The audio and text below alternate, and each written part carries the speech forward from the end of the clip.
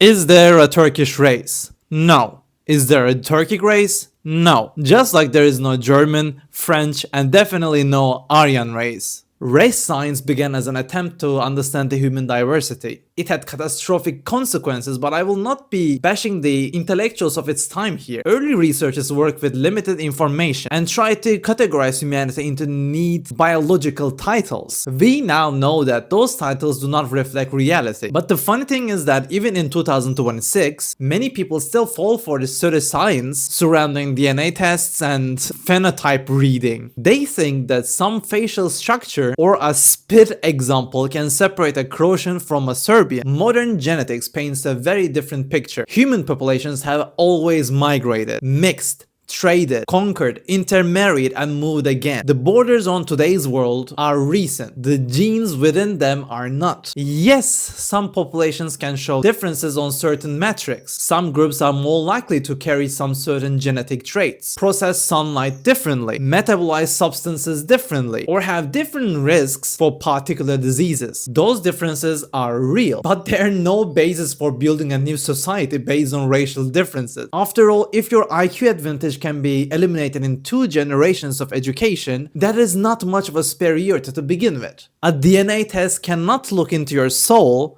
and discover your identity. It cannot tell you who you are. It cannot tell you whether your ancestors identified as Turks, Greeks, Persians, or Germans. It can only compare segments of your DNA to reference populations and estimate where some of your ancestors might have lived in based on the similarities to the people living there right now. Someone just receives a result saying that you are 12% Swedish, 18% Armenian, 8% Mongolian, and they suddenly believe that they discovered a hidden identity that they always had. In reality, they just received a statistical estimate generated by a commercial database. And even if it is accurate, what kind of identity can this be with the fractions of 12 different nations? Are you going to start cutting doner from fish? Start adding curry in your tea? It just doesn't work like that. That's also why I don't understand the obsession with people keep commenting under my videos saying, do a DNA test, you will figure out who you are. You will learn who you really are. As far as I can trace it, there is no non-Turkish speaker in my lineage. Some Tatar and presumably at some point some Azerbaijanis probably. Nothing else I can see.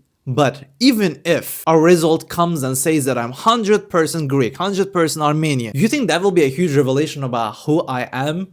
I will be disappointed. As far as I know, there is nothing to be disappointed about being Greek. I don't have a problem with Greek genes. But about having the Greek identity, I could not do that even if I wanted it for the rest of my adult life. I do not speak Greek. I do not know anything about Greek culture.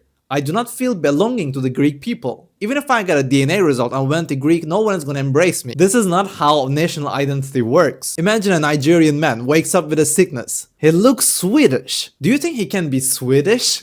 Just because he turned blonde now? I don't know your answer, but my answer is no. The vast majority of human populations are a product of centuries of migration and mixing. Culture, language, memory, and belonging create identity. And identity is not stored in DNA. 3 siblings can inherit different combinations of DNA from the very same parents. Does that make them different ethnicities? Or can you manually create a Turk by mixing a Filipino and an Italian? The obsession with reducing human beings into percentages, skull shapes, facial measurements, or color-coded ancestry maps reflects a misunderstanding of both genetics and identity. A Turk is not defined by a chromosome. A German is not defined by a cheekbone. A Filipino is not defined by a DNA's percentage. Human societies are built around language, culture, history, institutions, and self-identification.